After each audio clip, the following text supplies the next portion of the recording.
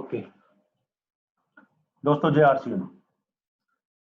आप सबका मैं यूएस की तरफ से बहुत बहुत स्वागत करता हूं। जय आरसीएम, जय हिंद।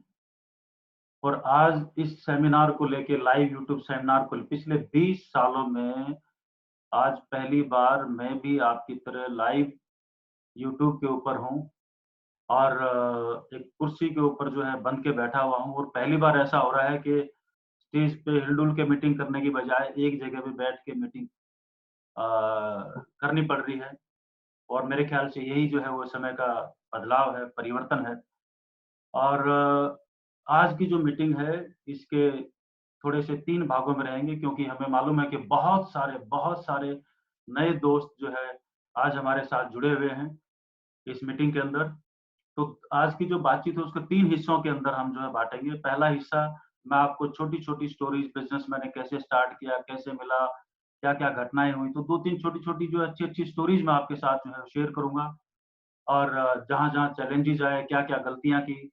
दूसरे हिस्से में हम बात करेंगे कि आज के समय में हम किस-किस चीज़ों को, मतलब क्या-क्या काम हम कर सकते हैं वर्तमान परिस्थितियों के अंदर। और तीसरे हिस्से के अंदर मैं आपके साथ कुछ क्विज़ खेलूँगा।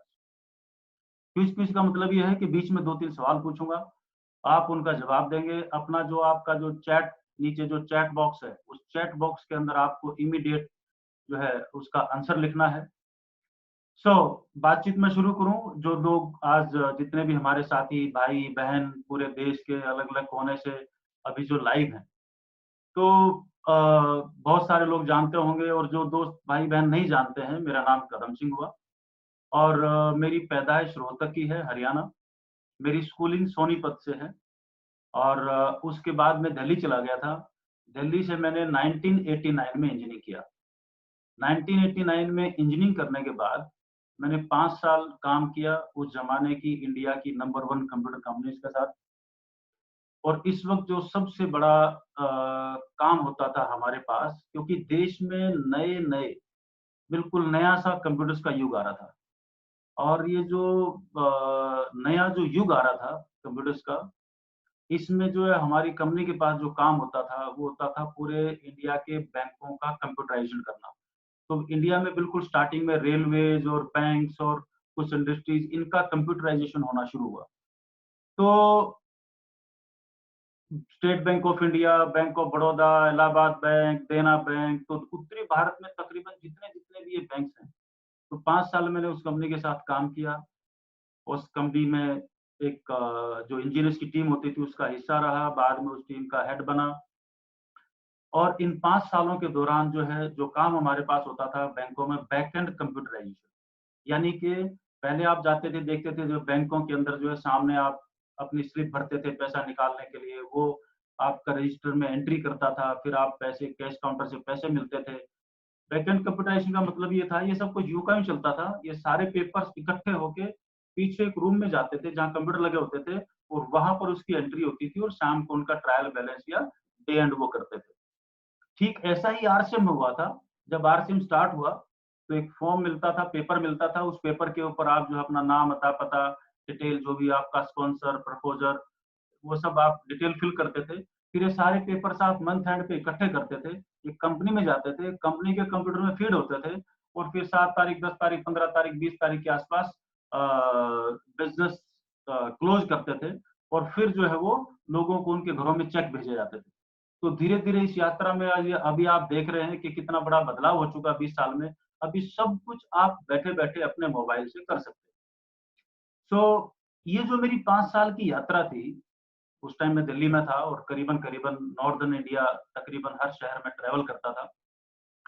इस दौरान मैंने एक ही चीज़ देखी, अ, ऑफ़िस का जो टाइमिंग होता था सवेरे 9 बजे से लेके और शाम के 6 बजे तक होता। लेकिन बहुत बार महीने में कम से कम 5 बार, 10 बार ऐसा होता था कि कई बार पूरी-पूरी रात हमें किसी कस्टमर साइट पे रुकना पड़ता था। और हमने कभी जो है उन 5 सालों के दौरान कभी ये नहीं देखा कि हमारी जो सैलरी है वो 5 तारीख को या 7 तारीख को आनी है, तो 10 को क्यों आई, आई तो कितनी आई, साल में इंक्रीमेंट कितना मिला। बस एक ही फ़ोकस था कि काम कितना करने को मिले। क्योंकि कहीं पर मैंने पढ़ा था और ये बात कहीं न कहीं थोड़ी-सी भेजे में थी कि मैं जितना काम कर पाऊँगा, उतना सीख पाऊँगा और जो सीख पाएँगे आप इस दुनिया में वो आपका है।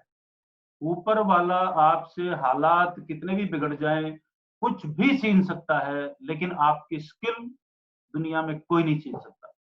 इसलिए बिज़नेस के सीखने पे ध्यान दें और सीखेंगे हम कब? जब हम काम को करेंगे, कर के। प्लान अच्छा बताना कब आएगा?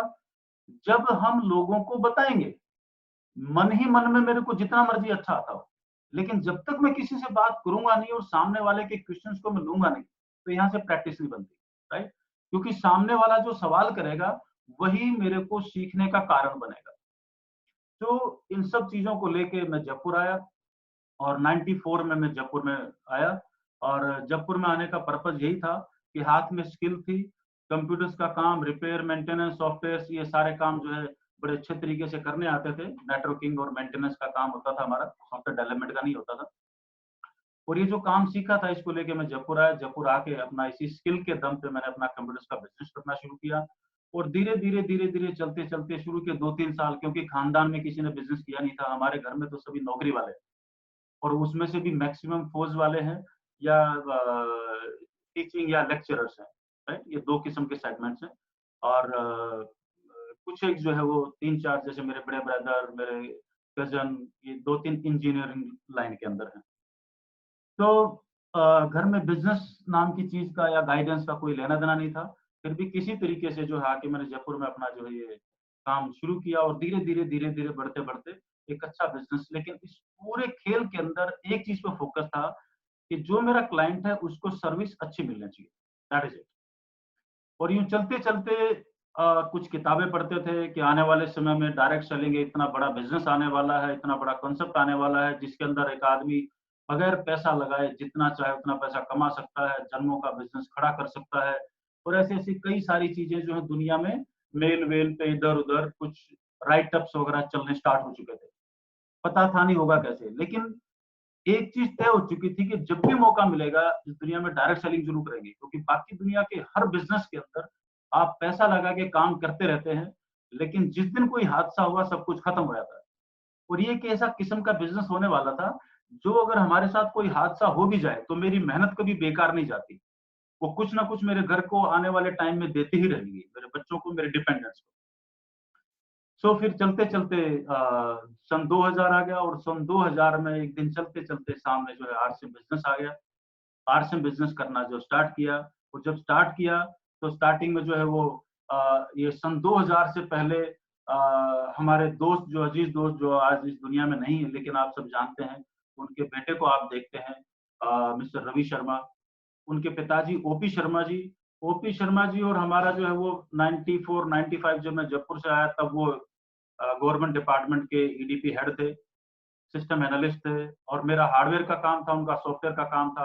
तो हमारी दोनों की दोस्ती थी और हम साथ ही रहते थे, आजू-बाजू में रहते थे और बहुत सारी फैक्ट्रीज़ का हम मेंटेनेंस कॉन्ट्रैक्ट लेते थे। मैं हार्डवेयर देखता था, वो सॉफ्टवेयर देखते इस तरीके से कुछ और उन सब चीज़ों के अलावा एक-दूसरे के साथ जो है वो हम बहुत ज़्यादा समय बिताते थे और चलते-चलते फिर हमारे पास जो है ये अ, आरसीएम आया और आरसीएम जब हमने करना शुरू किया, तो इसमें स्टार्टिंग में एक डब्बा आया था बॉक्स, उस बॉक्स के अंदर जो है 7-8 8 पैंट पीस थे, फिर बाद में जो है वो 3 पैंट, 3 शर्ट हुए, फिर वो इस तरीके से चलते-चलते और जब पहले महीने हमने ये बिज़नेस लिया, फॉर्म को साइन अप किया, तो लोगों को बताते थे कि भई जो है वो आप जितने रुपए का कपड़ा, कपड़ा आपको पहनना ही है।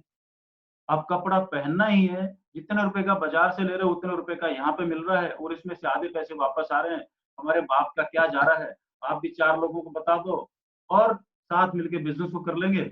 इसी बहाने जो है वो हमारे कुछ पैसे कपड़े पहनने से कुछ पैसे तो आएँगे, ऐसी कुछ बातें होती थी। और यूँ चलते-चलते जो है वो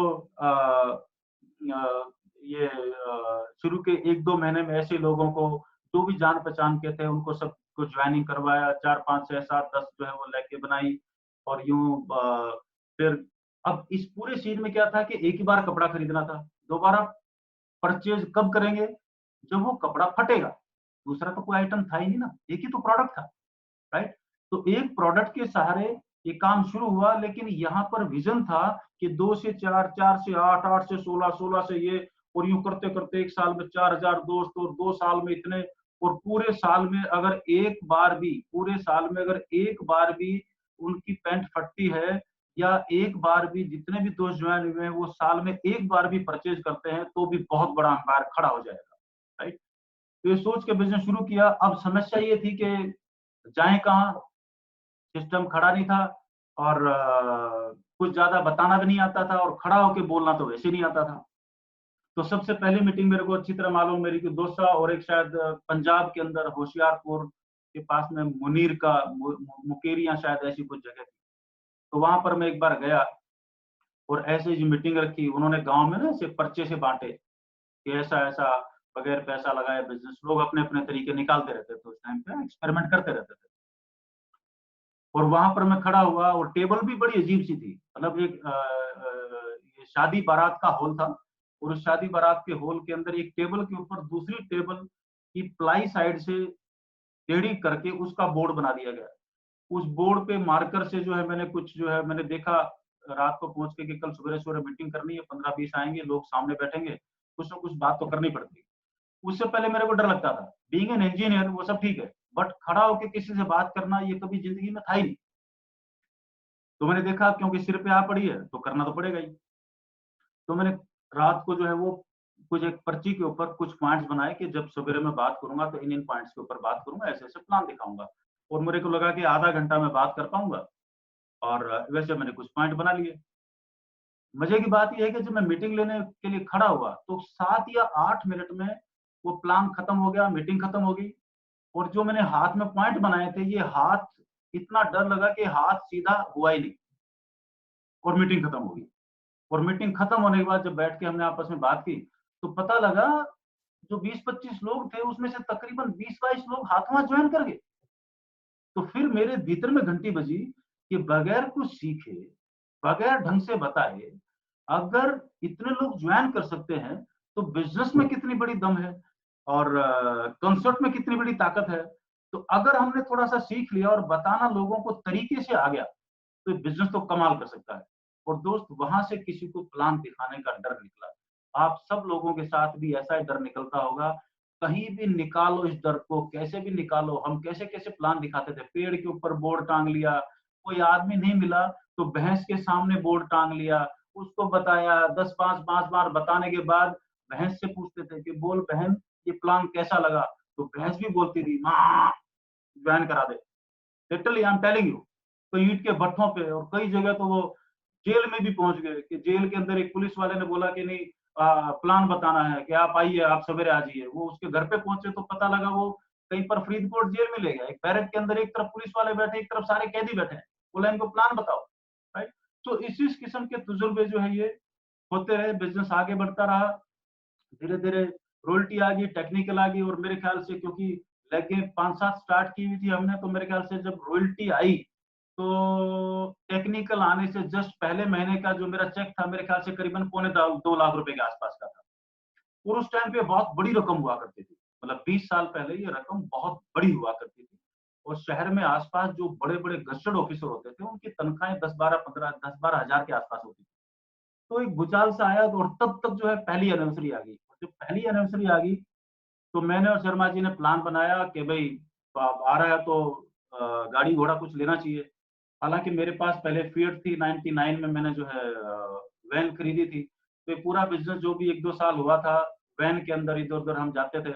और पहली एनिवर्सरी में जो है वो मैंने और ओपी शर्मा जी ने होंडा सिटी कार खरीदी, और भीलवाड़ा में टाउन हॉल के बाहर दोनों गाड़ियां खड़ी की। और जब लोग आए और वो फंक्शन गुरुदेव बीसी छावड़ा जी ने सबका सेलिब्रेशन किया। और 5 या 6 जो है वो रॉयल्टी अचीवर, टेक्निकल अचीवर थे, जिनमें से आप जो है वो मेरे ख्याल से अभी आज की तारीख में आप मुकेश जी को जानते हैं, मुकेश पठारी साहब। और मैं हो गया, ओपी शर्मा जी हो गए, एक दो दोस्त हमारे और थे, वो है ना। और मेरे ख्याल से शायद वत्स साहब भी थे शायद। तो और ये जो फंक्शन चला, और यहाँ से एक ब्लास्ट हुआ बिजनेस का, और दर दर दर दर दर जो बिजनेस जो है चलते चलते फिर सेकंड एनुअल फंक्शन जो है वो जयपुर बिडल ऑडिटोरियम में हुआ। जब जयपुर बिडल ऑडिटोरियम में हुआ तो वहाँ की ऑडिटोरियम की सारी जिम्मेदारी मेरे पास थी। मैनेजमेंट की ऑर्गेनाइज करने की। तो बिरला ऑडिटोरियम में करीबन मेरे ख्याल से 1500 या 1600 लोगों की सीटिंग का अरेंजमेंट होता है। सवेरे-सवेरे लोग पहुँच गए 4000। अब वहाँ से इस हॉल के अंदर बंद करके वहाँ से लाइव अरेंजमेंट टेलीकास्ट करने का अंदर मीटिंग चल रही है। गुरुदेव स्टेज पे संभाल रहे हैं। मैं अपनी वायर वगैरह बिछा के कुछ भी अरेंजमेंट करके प्रोजेक्टर लगा के और दूसरे जो वहाँ पर हॉल हॉल थे जिनके अंदर ऑक्शन वगैरह चलता था, उन हॉलों के अंदर प्रोजेक्शन ऐसा ही लगा के एलसीडी प्रोजेक्टर पे वहां पर उनको बैठाया गया और वो सारा अरेंजमेंट लाइव हाथों हाथ, यानी कि जब कोई सिचुएशन बिगड़ती है तो आप हाथों हाथ कितने कूल माइंड से उसको कंट्रोल कर सकते हैं। तो ये सारी घटनाक्रम धीरे धीरे सिखाती जा रही थी और हम बिजनेस को सीखते जा रहे थे गलतियां करते करते। तो बहुत सारी गलतियां की और ये गलतियां करते करते मतलब हम लोग जो है आज आप सब लोगों के साथ हैं, आपके सामने हैं, आप मीटिंग सेमिनार में मिलते रहते हैं और इन सब चीज़ों के अंदर जो है वो यात्रा शुरू होने से लेके एक और चीज़ जो मैं आपके साथ शेयर करूँ, वो जब स्टार्टिंग में जैसे आजकल तो हर जगह वंडर वर्ल्ड, पिकअप सेंटर सब चीज़ मौजूद है। शुरू में पिकअप सेंटर या हमें जो कहीं पर भी जो है जॉइनिंग के लिए जाना होता था, तो आरडी सिस्टम होता था, रीजनल डिस्ट्रीब्यूटर। तो 25,000 रुपए दे के आरडी मिल जाती थी। 15, 17, 20 किटें जो है वो उसके अंदर हम ले लेते थे। किटें हम अपनी चारपाई के अंदर रख लेते थे, अपनी गाड़ी के अंदर रख लेते थे। जब भी कहीं मीटिंग लेने जाते थे, वो 20-25 किटें जो है गाड़ी के अंदर मौजूद होती थी, कई बार 50 किटें मौजूद होती थी, तो जहाँ भी मीटिंग करके आते थे। तो ये सिलसिला शुरुआती 3-4 साल में 3-4 साल चलता रहा और 2 ढाई 3 साल के बाद जो है वो पहला प्रोडक्ट लॉन्च हुआ, साबुन, फिर पेस्ट आया, फिर ऐसी 2-3 चीज़ें जो है वो ये सारी चीज़ें चलती रही और ये चलते-चलते इस यात्रा में कई सारे तजुर्बे भी रहे। कई बार ऐसा भी हुआ कि किसी जगह पहुँचे, ट्रेन किसी प्लेटफ़ॉर्म पे पहुँची रात के 2 बजे, पता लगा प्लेटफ़ॉर्म के ऊपर जो छप्पर है वो छोटा-सा था, ट्रेन बहुत लंबी थी और रात का 0 डिग्री टेम्परेचर और जब वो बोगी जो जिसमें से निकले, वो बोगी मान लो इंजन के पास है, प्लेटफ़ॉर्म से बहुत आगे, जब तक वो वापस प्लेटफ़ॉर्म के नीचे आते, तब तक जो पूरा का पूरा पानी में मतलब 0 डिग्री पानी पूरे भीगे हुए और पूरी रात अब आपको जो कहीं जा भी नहीं सकते, स्टेशन पे काटनी है, रात के 1 बजा हुआ है। तो ऐसे कई सारी चीज़ें हाथ से बहुत सारी घटनाक्रम घटा, लेकिन मकसद एक ही था, इरादा मज़बूत था, क्योंकि आप जन्मों का बिज़नेस खड़े करने जा रहे हैं। आप जन्मों का बिज़नेस खड़ा करने के लिए जा रहे हैं, तो छोटे-मोटे चैलेंजेस तो आएँगे, क्योंकि निर्माण बड़ा है, सीखना बड़ा है और बहुत कुछ बहुत बड़ा है। तो इसलिए इन चीज़ों से और अब आपके सामने वो चैलेंजेस नहीं होंगे। क्योंकि हम लोग तो चलो बहुत सारी जगह एक शहर से दूसरे शहर में भी जाते थे, लेकिन अब तो ज़माना ही बदल गया। अभी मैं यहाँ पर बैठा हुआ हूँ और अपने-अपने घर में बैठ के बड़े आराम से अपने नए दोस्तों के साथ आप मीटिंग अटेंड कर रहे हैं। तो अब पहले से 1000 गुना ज़्यादा आसान हो चुका है। एक प्रोडक्ट से 800 प्रोडक्ट आ चुके हैं और अभी तक आप देखते थे कि एक मीटिंग अटेंड करने के लिए आप 100-100, 200-200, 500-500 किलोमीटर से आते थे। अब तो 1 सेकंड में बटन दबाते हैं और लाइव मीटिंग आपके घर पे चलती है। तो कितनी सारी सहूलियतें हैं। अभी मैं उनके ऊपर जो है आपके साथ बात करने वाला हूँ। तो ये थी मेरी बैकग्राउंड और इस बिज़नेस के अंदर जो है वो मैं कैसे आया, क्या मेरा बैकग्राउंड है। अब मैं थोड़ा-सा दूसरे टॉपिक के ऊपर जो है आपके साथ शिफ्ट होना चाह रहा हूँ कि वर्तमान हालात के अंदर हम क्या कर सकते हैं। एक और किस्सा मैं आपको सुनाता हूँ, याद आ गया। जो पहली एनिवर्सरी पे होंडा सिटी एक क्विज़ दे रहा हूँ मैं आपको, एक सवाल दे रहा हूँ। आप नीचे अपना जो चैट बॉक्स है ना, इसके अंदर आप हाथों हाथ जवाब लिखना। मैंने बताया पहली एनिवर्सरी पे हमने होंडा सिटी गाड़ी ली। होंडा सिटी में 3 लोग पीछे बैठ सकते हैं, जो सीटें हैं। सीटों के हिसाब से कंपनी मैन्युफैक्चरर के हिसाब से ये 5 लोगों की गाड़ी है। अब किसी जगह मैं एक बार मीटिंग थी कोई 50, 60, 70 लोगों की, ये 2001 सर्दियों के आसपास की बात थी जहाँ तक मेरे को ध्यान है।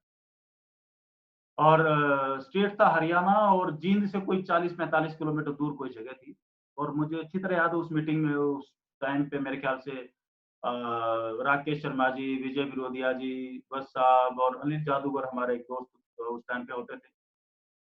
ऐसे 8-10 दोस्त थे हम और जब मीटिंग रात को लेट हो गई तो उनको उस गाँव से जिस गाँव में मीटिंग थी वहाँ से बाहर आने के लिए कोई साधन नहीं था क्योंकि लोगों के पास गाड़ी-घोड़े उस टाइम ज़माने में होते नहीं थे। तो कोई रास्ता नहीं बचा था, तो उन्होंने बोला कि सर हम जाएँ कैसे? तो अब आप नीचे चैट में आंसर लिखें कि एक गाड़ी के अंदर जो 5 सीटर है उसके अंदर कितने लोग आ सकते हैं?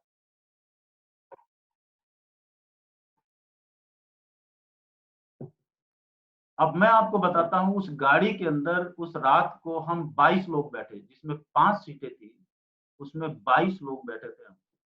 और सब लोग गवाह हैं, जितने भी सीनियर साथी वो सब लोग गवाह हैं उस बात के। तो सिचुएशन के हिसाब से मोल्ड करना, रास्ता निकालना, कोई भी समस्या है उसका समाधान निकालना, राइट? जब ये एटीट्यूड आपका होगा तो इस बिज़नेस को बड़ी आराम से आप बिल्ड करते हुए आगे चले जाएँगे। अब मैं आपके साथ एक स्क्रीन शेयर कर रहा हूँ, बातचीत मैं करता रहूँगा और ध्यान देना, बीच में 2-3 क्विज़ मैं आपके साथ आज खेलने वाला हूँ, कई सारे खेल खेलने वाला हूँ। उन खेलों के लिए आप तैयार हो जाओ, आपको बहुत मज़ा आने आने वाला है और मैं भी आपके साथ बहुत मज़े लेने वाला हूँ, राइट? और वो आपको मालूम ही है। आज मैं बहुत ज़्यादा हिल-डुल नहीं सकता, एक जगह जम के बैठा हुआ हूँ। ये नया तरीका है, धीरे-धीरे इसमें भी सेट हो जाएँगे। डोंट वरी, चिंता नहीं करना। और यही काम, और अब मेरे को इतना मालूम है कि जो नई नस्ल के बच्चे आज की तारीख में जो 20-25 साल के बच्चे आ रहे हैं, अब उनके लिए प्लेटफ़ॉर्म खुल चुका है। महिलाओं के लिए प्लेटफ़ॉर्म खुल चुका है। अब ये बच्चे जो काम करने वाले हैं, जो काम जितने भी इस वक़्त कोर लीडर्स को आप देख रहे हो, इनसे 1000 गुना बढ़िया और अच्छा काम, सारे रिकॉर्ड ये नए बच्चे तोड़ने वाले हैं, जो 15 जो इस टेक्नोलॉजी के साथ फ्रेंडली हैं और जो इस काम को बड़ी आसानी से और बेखौफ करते हैं। तो उन लोगों के लिए बहुत बड़ा मौका है जिनकी उम्र इस वक्त 20, 22, 25, 30 साल है और जो इस प्लेटफॉर्म से घबराते नहीं है और ये इसको चुटकियों में इसको चुटकियों का खेल बनाते हैं।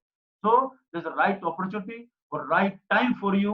तो जितने भी स्कूल गोइंग बच्चे हैं, कॉलेज में जाने वाले जो बच्चे हैं, या और भी इस वर्तमान दौर में बहुत लोगों की नौकरियां छूट चुकी हैं और बहुत कुछ हो चुका है, उसके ऊपर मैं अभी बात नहीं करूंगा। मैं अपनी स्लाइड आपके साथ एक शेयर कर रहा हूं। तो आज का जो टॉपिक है उसका मैं आपके साथ शेयर करूं। सो ये स्लाइड मेरे ख्याल से आप सबको दिखाई दे रही होगी। बीच बीच में जो है ये जहां पर साइड में मैं छोटा सा दिखाई दे रहा हूँ आपको, ये दिखाई देता रहेगा, किसी करेक्टर के सामने आएगा तो मैं इसको यूं करके इधर उधर करता रहूंगा। तो मेरे ख्याल से आपको तकलीफ नहीं आने दूंगा। सो आप सबका स्वागत है। हम मीटिंग के दूसरे दौर में प्रवेश कर रहे हैं कि आज के हालात में क्या करें। सो आज के हालात में क्या करें, क्या कर सकते हैं।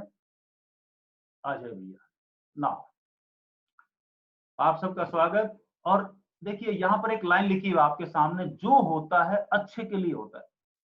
ये जो मैंने आपको घटनाक्रम बताए पिछले 20 साल में, ये तो मैंने आपको एक दो जिक्र किया है, ऐसे हजारों किस्से हैं हमारे पास। जब ये घटनाएं घटती थी तो बहुत बुरा लगता था कि हमारे साथ ऐसा क्यों हो रहा है। लेकिन कुछ समय बाद जाके पता लगता था कि जो हुआ बहुत अच्छा हुआ, कमबख्त वो नहीं होता तो ये सीखने को नहीं मिलता। तो आज की तारीख में भी जो हो रहा है, आपने एक वो कहानी तो सुनी होगी, एक राजा जी थे और उसके एक वजीर थे। दोनों शिकार के लिए जंगल में गए। जब दोनों शिकार में जंगल गए तो कहीं शिकार करते करते वो कहीं पर कोई जो है राजा जी को किसी वजह से शिकार के वक्त, आखेट के वक्त उस राजा जी की उंगली को कुछ चोट लगी और उंगली काटनी पड़ गई। सॉरी, हाँ, राजा जी की उंगली को। अब राजा जी की जब उंगली कटी तो कटने के बाद राजा जी बड़े परेशान है, बोला यार उंगली कट गई, और रोने पीटने लग गया, कुछ कुछ करने लग गया। तो उसकी पट्टी वट्टी करके तो वजीर ने बोला कि राजा जी चिंता मत करो, जो होता है अच्छे के लिए होता है। अब राजा जी गुस्से हो गए, बोला साला एक तो मेरी उंगली कट गई, ऊपर से बोल रहा है कि जो होता है अच्छे के लिए होता है। तो उसने फटाफट उसके साथ में जो सैनिक थे उनको आदेश दिया, बोलता इस साले को जेल में डाल दो। और वजीर साहब को जेल में डाल दिया। और वो बाकी जो भी टीम थी वो आगे शिकार करने के लिए चल पड़ी। अब जब ये और आगे गए शिकार करते करते, कुछ लोग इधर हो गए, कुछ लोग इधर हो गए, और जो वो राजा जी को अकेला देखा तो बहुत सारे जो वनवासी थे उन्होंने राजा जी को पकड़ लिया और बोला आज तो बहुत बढ़िया आदमी मिला है, एकदम गहने वहने पहने हुए, मुकुट लगाया हुआ है। बोला आज तो बड़ी शानदार बलि होगी, 5 स्टार बलि होगी आज तो उसको ले जाके पकड़ के वो जो है बलि देने के लिए जब देखने लगे तो उनका जो गांव का जो आदिवासियों का जो मुखिया था, उसने बोला रुको रुको रुको रुको, बोला इसकी उंगली कटी हुई है और ऐसे आदमी की तो हम बलि ले ही नहीं सकते। बोला छोड़ दो इसको, हमें तो साबुत आदमी चाहिए पूरा, जिसकी उंगली उंगली कटी होगी, ऐसे आदमी की बलि हम नहीं लेते। और भाई साहब उस राजा को छोड़ दिया गया। जब वो वापस महल में आया, अपने राज्य में आया, आके जो है वो वजीर को छोड़ा और वजीर को छोड़ के उसने बाहर आके बोला कि बोला भाई वहां पे ऐसे ऐसे पकड़ लिया था और ये उंगली कट गई, इस वजह से मेरी जान बच गई। तो तू ठीक बोल रहा था, जो होता है अच्छे के लिए होता था।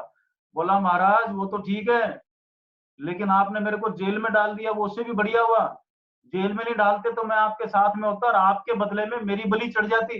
बोला इसलिए जो होता है वो अच्छे के लिए होता है। तो कोरोना काल देखने में तो बहुत कुछ है, बहुत सारे लोगों के दर्द है, बहुत सारी चीजें हैं, लेकिन प्रकृति का अपना नियम है। प्रकृति, क्योंकि ये वायरस कहाँ से फैला, क्या फैला, तो कहीं ना कहीं कोई मानव ही जिम्मेदार है, कहीं ना कहीं गलतियां हम लोगों की ही है, राइट। ऊपर वाले का इसका कोई लेना देना नहीं है, लेकिन ऊपर वाले ने अपनी धरती को संभालने के लिए अपना काम किया। वातावरण साफ हो गया, नदियां जो पिछले 50-100 साल से इतने आंदोलन चले, गंगा को साफ करो, इसको साफ करो, ऊपर वाले ने अपने आप साफ कर दी बगैर पैसे के। पशु पक्षी खुल के चहचहाने लगे, परिवार में हम पूरा टाइम देने लगे, राइट। अब हर आदमी के बहाने खत्म हो गए। तो अब बहाने खत्म में मौके, पिछले 10-15 साल के अंदर लोगों के जो मीटिंगों में आके हमसे मिलते थे कि सर ये नहीं हो रहा, वो नहीं हो रहा, लोगों के बहाने किस किस किस्म के होते थे वो आप देखो। लोगों का बहाना होता था सर टाइम नहीं है, मैं बिजनेस तो कर लूं, टाइम नहीं है। अब क्या भैया, अब तो खुद के पास भी टाइम है, दुनिया के पास भी टाइम ही टाइम है, राइट। सर मैं बिजनेस कर तो लूं, हमारे यहाँ मीटिंग नहीं होती, तो ये तो खत्म ही हो गया, राइट। अब तो लाइव चल रहा है और हर घर घर में मीटिंग हो रही है, तो ये बहाना जड़ से खत्म कर दिया ऊपर वाले ने। हमारा तो कोई मीटिंग देता ही नहीं है, हमें तो कोई मीटिंग देता नहीं है, हमारे शहर में तो कोई आता नहीं है। अभी देखो गांव गांव, ढानी ढानी, पेड़ के नीचे बैठ के, नदी किनारे बैठ के, आप कहीं पर भी 4 लोग बैठ के आप अपने जो मीटिंग सुन सकते हैं, मीटिंग कर सकते हैं। मेरे पास कहीं आने जाने का किराया नहीं है, कितने लोगों के बहाने थे। अभी तो जरूरत ही नहीं है, सिर्फ आपके मोबाइल में इंटरनेट होना चाहिए, दैट इज इट। दूसरे शहर में कैसे जाऊं, जाना ही नहीं है। मीटिंग अटेंड कराओ, मोबाइल पे वीडियो भेजो, डॉक्यूमेंट मंगाओ, लगाओ, ज्वाइन कराओ, और फिर उसका अगली ज्वाइनिंग उसी हाथ से करा दो, जरूरत ही नहीं है जाने की। और वहां से जो भी आसपास अच्छा पिकअप सेंटर है देके उसके पास भेजो उसको। सब कुछ अनलिमिटेड हो गया, यानी कि अनलिमिटेड प्लेटफॉर्म खुल गया। जहां पर पहले प्लेटफॉर्म इतना था, अब अनलिमिटेड है, मतलब कोई सीमा नहीं है इसकी। लेकिन आलसी लोगों के लिए अब भी एक कंप्लेंट है कि आरसिम, वंडर वर्ल्ड या पिकअप सेंटर हमारी गली में खुल जाए तो इसका भाई कोई जवाब नहीं, हमारे पास तो नहीं है, आपको कभी मिले तो ढूंढ लेना। तो इशारा कुदरत का कुछ और है। कुदरत का इशारा कुछ नया सीखने की तरफ है कि काम को कुछ नया तरीके से किया जाए। फायदा क्या होगा, अभी एक ही जगह से पूरे देश में काम कर सकते हैं, सिर्फ अपने नेटवर्क को ट्रैक कीजिए, डेटाबेस और लिस्ट पे काम कीजिए। डिजिटल तरीके से काम करने का टाइम आ गया है। बहुत ज्यादा आसानी से हर आदमी ट्रेनिंग ले सकता है, और हर आदमी को इस वक्त नेटवर्क की, इनकम की जरूरत समझ आ चुकी है। सो सिर्फ बताने की देर है, और अपने लोगों को नेट पे आपके साथ जोड़ के इन मीटिंगों में प्लग इन करने की जरूरत है। तो थोड़ी सी सावधानी, अभी यहाँ पर जो दोस्त पुराने हैं, जो ज्वाइन कर चुके हैं, या जो आज बिल्कुल पहली बार आए हैं, कहीं नौकरी थी कुछ छूट गया था, कोई मौका देख रहे हैं और इस अपॉर्चुनिटी सेमिनार को देख रहे हैं, थोड़ी सी सावधानी ये कर लेनी चाहिए कि अगर, इसको मैं थोड़ा सा नीचे ले लेता हूं, अगर आप लोगों को ये भी समझ आ जाएगा आने वाले दिनों में कैसा बचा लेना चाहिए, ये एक्स्ट्रा काम कर लेना चाहिए, यानी कि लोगों को बैकअप समझ में आ गया कि सब कुछ तो बंद हो गया, और इस बंद काल में अगर टाइम पे कुछ पैसे बचा लेता, तो अभी में ध्यान रखना, अच्छे दिनों में बचाया हुआ पैसा आपको हर बुरे दिन से बचा देगा। इस चीज का ध्यान रखना, राइट। तो जब अच्छे दिन हो तो बड़ी सावधानी के साथ, मूल को कभी भी, जो आपका सोर्स है उसको, मूल को कभी खत्म नहीं होने दें, नहीं तो रिसोर्स कभी भी पैदा नहीं हो पाएगा। सो आगे मैं चलता हूं। अगर आपके पास जमा पैसा अपने घर में, इस वक्त जो भी दोस्त देख रहे हैं, अगर आपके पास जमा पैसा 12 महीने का है तो कोई बहुत ज्यादा टेंशन की जरूरत नहीं है, बट हाथों हाथ प्लान कर लीजिए। 6 महीने का पैसा अगर आपके बैंक बैलेंस में है घर चलाने का, तो टेंशन ले लीजिए, अभी टेंशन ले लीजिए कि क्या करने वाला, खटाखट खड़े जाओ। 3 महीने का है तो हाथों हाथ खर्चे को कम कर दीजिए, अपनी रिटेल, अपनी तो महीने की सेलिंग है उसको बढ़ा दीजिए, राइट। मतलब अभी तक 5,000 का डायमंड क्लब करते थे, तो स्टार डायमंड क्लब या सुपर डायमंड क्लब या क्राउन डायमंड क्लब वो करना शुरू कर दीजिए।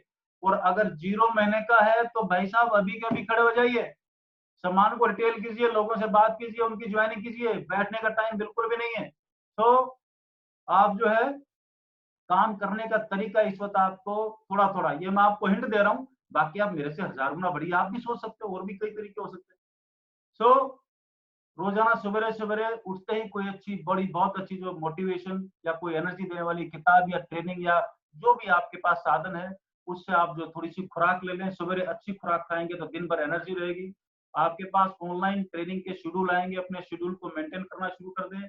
उसी हिसाब से आपके ब्रॉडकास्ट ग्रुप में जो भी आपकी टीम है उनको सिर्फ इंफॉर्मेशन दीजिए, इसके अलावा कुछ मत दीजिए। ज्ञान मत दीजिए, इंफॉर्मेशन दे दीजिए। ज्ञान दुनिया नहीं लेती, लेकिन जानकारी लेने के लिए तकरीबन लोग ले लिया करते हैं। किस किस दोस्त का किस किस प्रोडक्ट में इंटरेस्ट है उसकी ट्रेनिंग अटेंड करवा दीजिए। ऑनलाइन वीडियो भेजना, यूट्यूब यूएस का यूट्यूब चैनल हर दोस्त को सब्सक्राइब करा दो। व्हाट्सएप पर डॉक्यूमेंट मंगवा दो, फटाफट ज्वाइनिंग करा दो और उसको उसी उसी प्रोसेस को रिपीट कर दो। और जिसकी ज्वाइनिंग हुई है अगली ज्वाइनिंग उसके हाथों से करा दो। मैटर है, तो एक इंडिपेंडेंट आदमी तैयार हो जाएगा। देश की जनता का एक बहुत बड़ा हिस्सा दोस्त खेती की ओर जाने वाला है। जो लोग शहरों में थे गांव की तरफ पलायन कर चुके हैं। पहले गांव में ये था कि सीखने का बहुत ज्यादा मामला नहीं था, लेकिन जो आदमी शहर में आया उसकी भूख बड़ी है सीखने की, बड़ा होने की, नाम को बड़ा करने की, राइट। अब वो वापस गांव में गया है तो वहां पर भी कम से कम उसकी जो आदत है सीखने की वो काम आएगी। तो वहां पर उसको ट्रेनिंग दिला दो, पूरे गांव का नक्शा बदल देगा वो।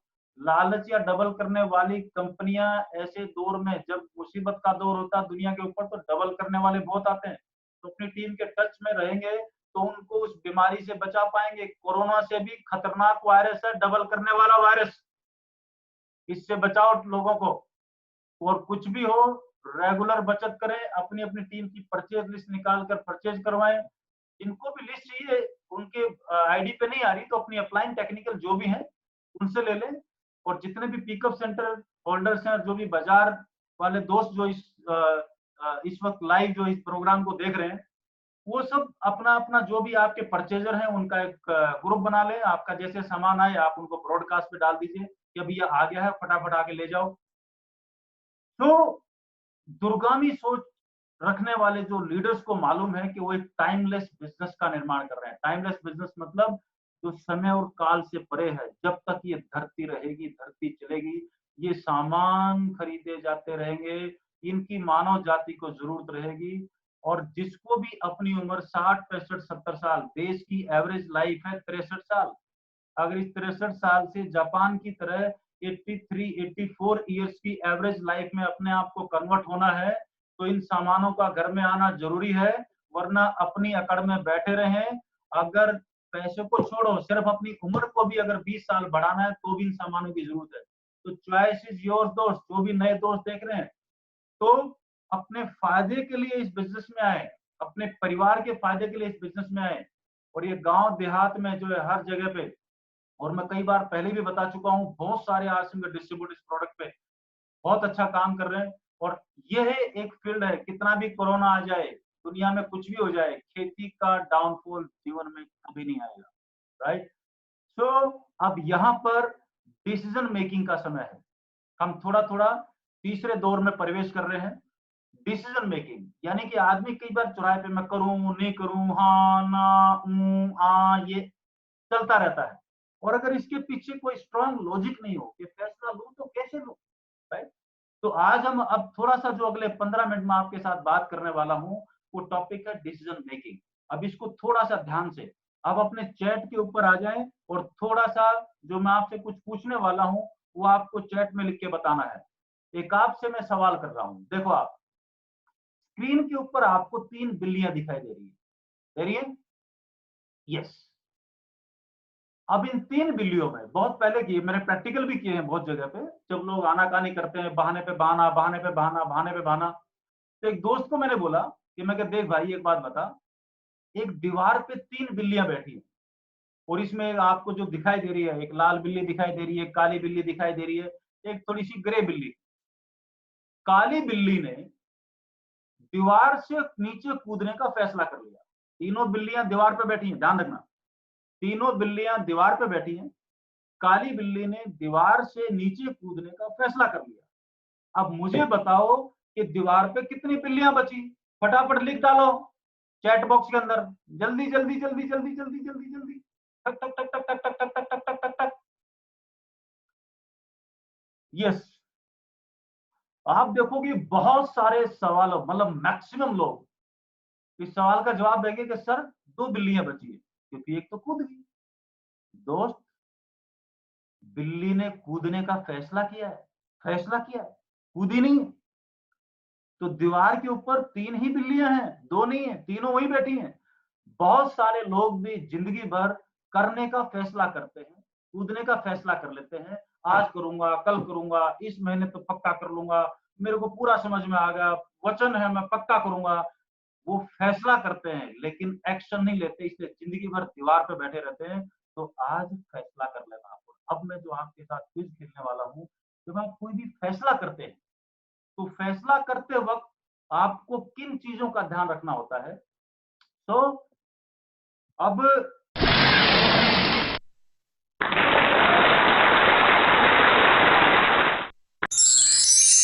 आप देखिए, ध्यान से देखिए स्क्रीन को सामने,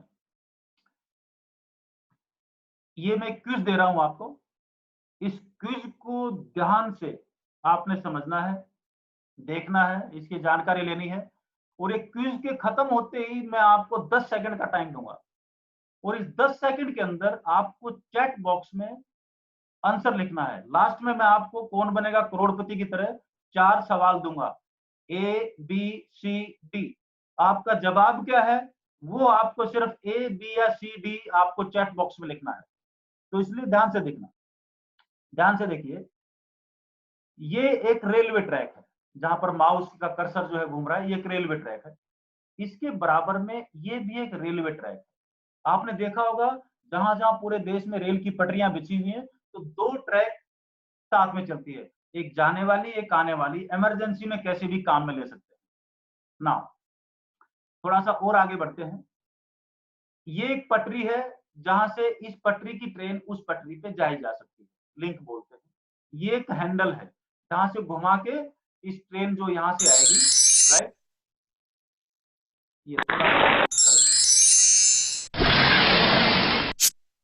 ये यहां से ट्रेन आ रही है। ये जो ट्रेन है इस पटरी पे जो आ रही है, यहाँ पर हैंडल है। अगर मैं इस हैंडल को घुमा दूंगा तो ट्रेन इस पटरी पे जा सकती है। ये पूरा स्ट्रक्चर आपको मेरे ख्याल से पकड़ में आ गया होगा।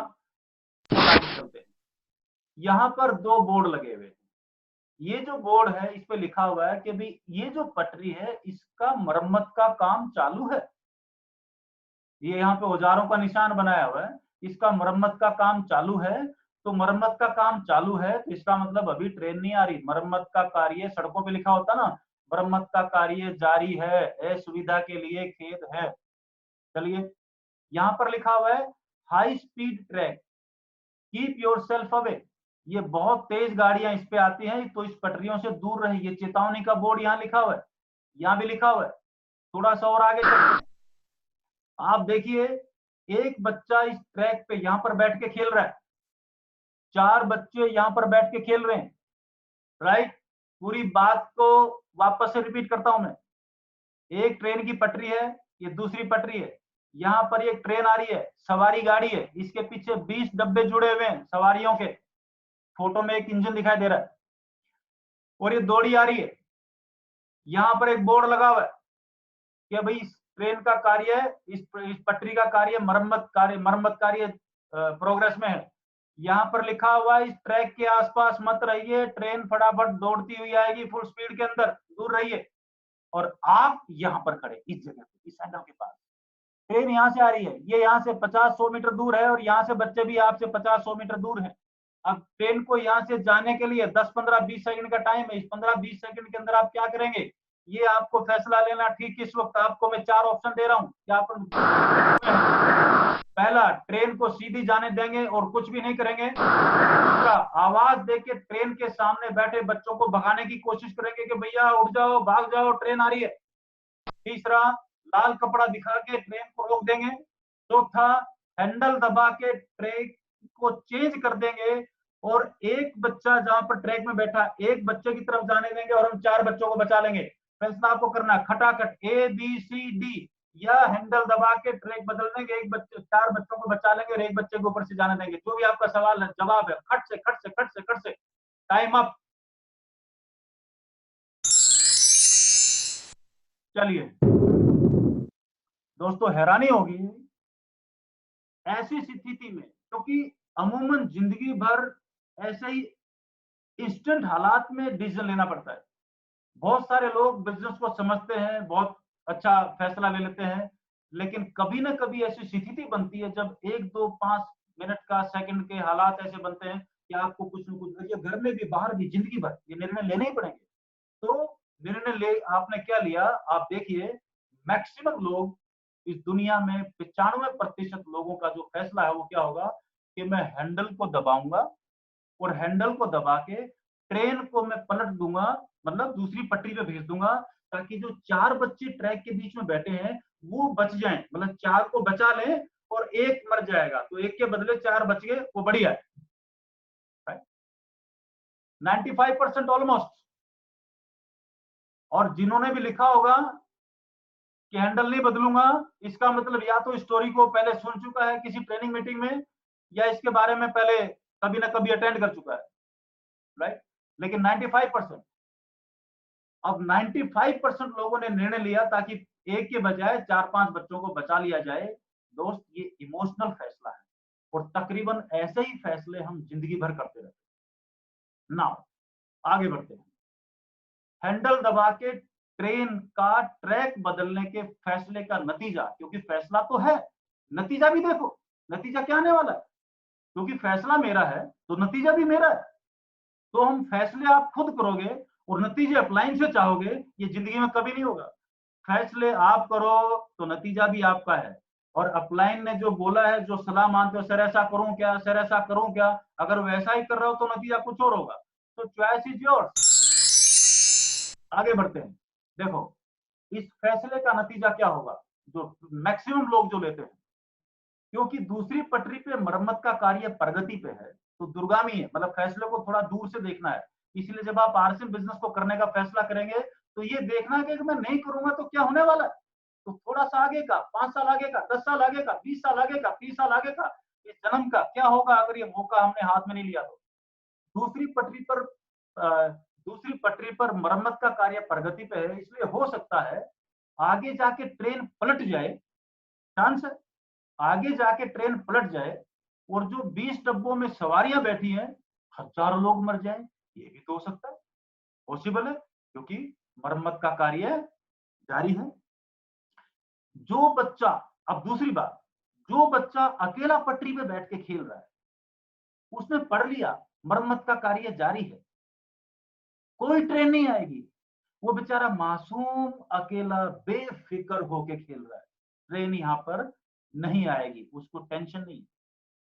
लेकिन जो 5 बच्चे ट्रैक पे खेल रहे हैं, वो पास में लगे जो चेतावनी का बोर्ड है, भैया ऐसा मत करना, उसको अनदेखा करके, कानून का उल्लंघन करके वो 5 बच्चे वहां बैठ के खेल रहे हैं, तो 5 कसूरवार बच्चे बैठे हैं वहां पर,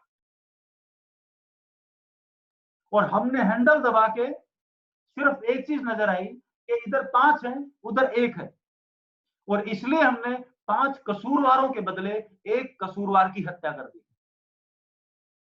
अमूमन तो इस फैसले की वजह से हमने 5 कसूरवारों की बजाय एक बेकसूर को सजा दे डाली।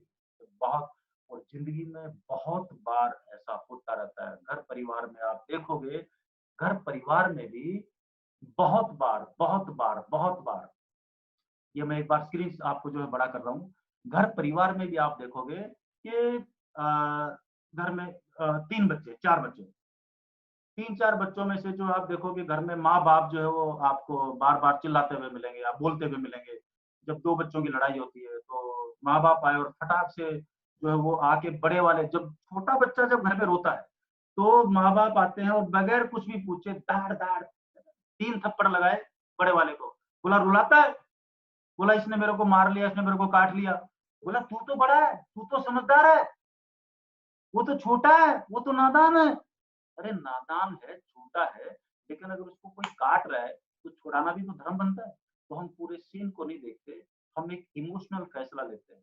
तो इमोशनल फैसले की बजाय थोड़ा-सा उसके अंदर लॉजिक भी होना चाहिए, थोड़ा-सा लॉजिक, क्योंकि इमोशनल फैसले 100% हार्डकोर इमोशनल फैसले कभी-कभी मरवा देते हैं। तो जय आरसीएम बोलना, जय आरसीएम, अच्छी बात है, बट कहाँ बोल रहे हैं? किस जगह बोल रहे हैं? ये थोड़ा-सा लॉजिकल। आपको एक किस्सा सुनाता हूँ मैं, मेरे को बड़ा सही किस्सा याद आ गया। एक बार की बात है, ये बात है मेरे ख्याल से कोई शायद 2014-15 के आसपास की बात है। भीलवाड़ा में कोई अकेडमी थी। जयपुर में जहाँ मेरा घर है, उसके पास में गांधीनगर स्टेशन है। जयपुर का एक और स्टेशन है, जयपुर मेन जंक्शन है, जयपुर गांधीनगर।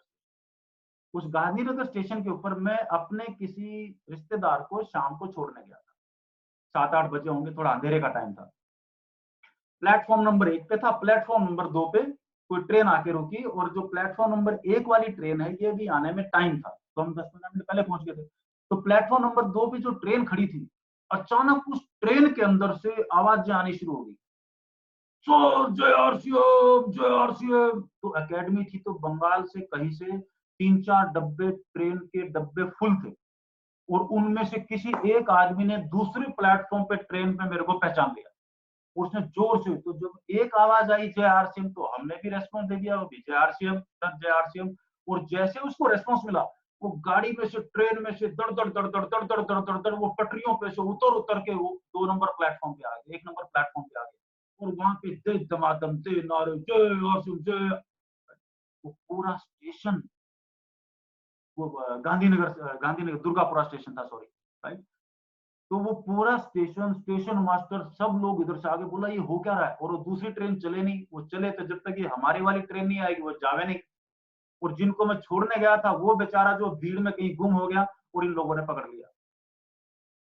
तो कहने का मेरा मतलब है, बुराई नहीं है, अच्छी बात है, बट थोड़ा सा लॉजिक, राइट। होश में, मतलब जोश में होश नहीं खोने, राइट। मैं वापस से स्क्रीन के ऊपर लेके आ रहा हूं आपको एक छोटी सी चीज आपके साथ और शेयर करने के लिए। तो अब आरसीएम करने का फैसला किन वजहों से हमने लिया, ये मैं आपके साथ 2 मिनट और बात कर रहा हूं। क्यों बिजनेस शुरू किया, फैसला क्या है, नजर डालो। पहला आदमी, यहाँ पर 2 आदमी का एग्जांपल दे रहा हूं मैं। एक आदमी, पहले आदमी ने फैसला क्यों लिया, दूसरे लोगों की इनकम देख के 2 लाख आ रहे, 5 लाख आ रहे, ये हो रहा, वो हो रहा, मैं भी कर लेता हूँ, राइट। बड़े बड़े सेमिनार में, और यार फूल मालाएं डल रही है, तो फूल मालाएं देख के, किसी और का सम्मान देख के फैसला लिया। बड़ी मीटिंग में गया, ऑडिटोरियम में गया, और इतने लोग हैं, अंदर घुसने की जगह नहीं है और टिकट नहीं मिल रही, इसका मतलब बढ़िया है, फैसला ले डाला, राइट। किसी जिगरी दोस्त या किसी रिश्तेदार के कहने पे ज्वाइन कर लिया, जीजा जी आए हैं, क्या मना करेंगे, भर दीजिए, लाइए, जो जीजा जी बोले हमको तो वह मंजूर है। अरे भाई प्लान समझ लिए, नहीं जीजा ना समझे है ना, जीजा सब समझे हैं, जीजा ने सब समझे हैं, हमको नहीं समझना, जीजा बोले हैं, राइट। तो सिर्फ ट्राई करने के लिए या किसी लालच में, तू तो बस आ जा, मैं तेरी 1 2 3 5 सब कुछ खड़ा कर दूंगा, तू तो बस आ जा। दोस्त, ये जितने भी वजह हैं जो मैंने आपको बताई, ये विनाश की वजह है, ये ठीक वजह हो नहीं सकती। अगर इन फैसलों की, इनकी वजह से किसी ने आर से बिजनेस करने का फैसला किया ना, तो अपने दिमाग को टटोल ले, उसको चेक कर ले, तो थोड़ा सा गड़बड़ है। लेकिन दूसरा आदमी है, एक और, वो फैसला लेता है पूरा प्लान समझ के कि इनकम कैसे कैसे आएगी, कितनी कितनी ले सकता है, इतनी चाहिए तो क्या करना पड़ेगा, ये आई तो कैसे आई, राइट। इसका मतलब उसको प्लान आता है, बिजनेस के दूरगामी परिणामों को देख के, विजन देख के, राइट। हमें तो एक प्रोडक्ट था, कोई नहीं मानता था, मतलब कैसे कैसे, इसका मतलब कोई ना कोई विजन था भविष्य को लेके कि 10-20 साल में बिजनेस क्या देगा। आज तो 1000 गुना ज्यादा पावरफुल हो चुका, पहले साल में एक बार खरीदारी होती थी, अभी तो हर महीने पहले से क्या 100 गुना ज्यादा खरीदारी होती है। आप देखोगे कि 2010 से पहले का जो आरसी बिजनेस है, या 2006 से पहले का, ये कई बार यूँ होता था, फिर कई बार यूँ होता था, फिर कई बार यूँ होता था, फिर कई बार यूँ होता था, ऊपर नीचे चलता था। लेकिन आप 2011 के बाद कार से बिजनेस देखो, ये बिल्कुल हवाई जहाज की तरह ऊपर जा रहा है। ये हल्का सा इस कोरोना के महीने को छोड़ दो, अदरवाइज ये, और अभी भी it is going up, right. पहले क्योंकि पिछले महीने डिलीवरी नहीं हो पाई, ट्रांसपोर्ट नहीं हो पाया, तो हल्का सा बिजनेस कम है, लेकिन इस महीने तो वो शूट अप कर रहा है वापस ऊपर, खतरनाक तरीके से। कंपाउंडिंग या चक्रवर्ती नेटवर्क की ताकत, जैसे मैंने आपको बोला 2 से 4, 4 से 8, क्योंकि एक टाइम पे कंपाउंडिंग बहुत खतरनाक रूप ले लेती है। वो पैसे में भी, जो मैं अगला एपिसोड मेरे आने वाला है, उसके ऊपर मैं उसके ऊपर जो है आपके साथ ये कंपाउंडिंग कितना खतरनाक रोल प्ले करता है एक दिन, उसके ऊपर मैं बात करूंगा आपसे। मेरे जो यूट्यूब चैनल है कदम सिंह, उसके ऊपर वो वीडियो आएगा। लोगों की मदद करके खुद के जज्बे को ढूंढ के जो सवाल सामने आए फटाफट, जो सवाल आए जवाब ढूंढो, सवाल आए जवाब ढूंढो, राइट। सवाल आए बैठे देखेंगे, जहां किस्मत होगी चले जाएंगे, ये नहीं चलता बाबा, ये राइट। शुद्ध एक्टिव और पैसिव इनकम की ताकत को समझ के बिजनेस में आए हैं, या शुद्ध या स्वास्थ्य, शुद्ध और स्वास्थ्य प्रोडक्ट जो दुनिया के लिए, खुद के लिए, परिवार के लिए हितकारी है, अपने परिवार को बीमारियों से बचाएंगे, बिजनेस होगा नहीं होगा, ये सोच के है। तो अगर आप इस श्रेणी के अंदर है, ये जो मतलब दूसरा आदमी, इस श्रेणी के अंदर आपने ये समझ के बिजनेस को ज्वाइन किया है, तो दोस्त आप इस बिजनेस में भगवान भी आके, परमात्मा भी आके, खुदा भी आके आपको रोक नहीं सकता, आपकी स्पीड को कोई तोड़ नहीं सकता। कितने मर्जी नेगेटिविटी आपके सामने आ जाए, कोई भाई का लाल आपको रोकने वाला आ नहीं सकता।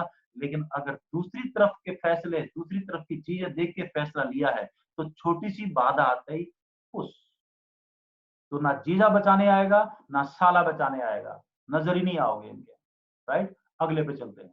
अगर आरसीएम बिजनेस करने का फैसला नहीं कर, अगर हम आरसीएम बिजनेस को नहीं करने का फैसला करते हैं, तो हमारे जीवन पे क्या प्रभाव पड़ेगा उसको देख लें। आपकी लाइफ में एक एक्स्ट्रा इनकम का अभाव रहेगा, जिंदगी भर एक्स्ट्रा इनकम आपके पास आएगी नहीं, बैकअप सिस्टम कभी बन नहीं पाएगा। बैकअप क्या है, अभी हाल फिलहाल दुनिया में हर आदमी की नौकरियां वोकरियां, इनकम धंधे सब बंद हो गए, लेकिन जितने भी आरसीएम डिस्ट्रीब्यूटर हैं जिन्होंने अपना बिजनेस खड़ा किया हुआ है, उन सबके घर में टपाटप टपाटप इनकम आ रही है, यानी कि उसका किसी का दूसरा धंधा। अभी मेरा इस महीने जो कंप्यूटर्स का बिजनेस नहीं हुआ, लेकिन आरसीएम का धंधा आ रहा है। मेरे घर में लाइट नहीं है, सरकार की लाइट नहीं आ रही, लेकिन घर में इन्वर्टर है, जनरेटर है, यानी कि मेरी घर की लाइट नहीं जा रही। ये बैकअप सिस्टम अगर आपकी लाइफ में आप डिजाइन नहीं करोगे, अगर आरसीएम भी करेंगे तो डिजाइन, ये कभी डिजाइन नहीं होगा। किसी भी अनहोनी की स्थिति में घर परिवार पे सीधा असर पड़ेगा, डायरेक्ट इम्पैक्ट पड़ेगा, घर वाले कहीं के नहीं रहेंगे। रोग प्रतिरोधक क्षमता, आपका जो इम्यून सिस्टम है, राइट। अरे और कुछ नहीं, आगे चल के पता नहीं कितने कोरोना और कोरोना के बाप आएंगे, उन कोरोना के बापों से बचना है तो आरसीएम के प्रोडक्ट, न्यूट्रीचार्ज के सीरीज, जितना भी S5 वगैरह, वो घर में लेके डालो, लोगों को बचाओ। ये आने वाले समय का सबसे बड़ा मार्केट होने वाला इम्यून सिस्टम के आसपास के प्रोडक्ट्स, आपकी हेल्थ से रिलेटेड प्रोडक्ट, क्योंकि लोगों को समझ आ चुका भुगत भुगत के। 10-15 साल लंबी उम्र होने का, जो भी एग्जिस्टिंग अभी उम्र होगी, हमें नहीं पता कितनी है, लेकिन उसमें 10-15 साल साल और ऐड हो जाए, ये मौका हाथ से निकल जाएगा दोस्त। पीढ़ी दर पीढ़ी सुरक्षित इनकम आने का मौका हाथ से निकल जाएगा। पर्सनलिटी डेवलपमेंट का जो मौका है, मैंने आपको बताया मैं इंजीनियर था, खड़ा होकर बात नहीं कर पाता था, अभी आपसे बात कर रहा हूँ, किसकी देन है? डायरेक्टली बिजनेस, आरसीएम बिजनेस की, राइट। तो ये जो पर्सनल डेवलपमेंट का मौका है, आपके खानदान में आने वाली नस्लों को बिजनेस का जो डीएनए है, राइट। अभी हमारे जो आम लोग हैं, इनमें गरीबी का डीएनए, उस गरीबी के डीएनए को खत्म करके अमीरी का डीएनए कैसे आएगा? जब बिजनेस की चीजें समझ में आएंगी, तब खानदान बदलेगा। और वो 20-25 साल लगेंगे, एक दिन में नहीं होगा कि रोल्टी आ जाएगी तो डीएनए बदल जाएगा, ऐसा नहीं होता कभी भी। ये मौके हाथ से निकल जाएंगे, क्योंकि हमने गंभीर रूप से इस मौके को देखा नहीं या समझा नहीं, हम आलस्य में रह गए, तो दोस्त जिंदगी के साथ बहुत बड़ा धोखा हो जाएगा। ध्यान रहे, मौका और समय जाने के बाद वापस नहीं आता दोस्त। हमारे जीवन में कभी पैसे का निर्माण नहीं हो पाएगा। अब एक सवाल आपके साथ,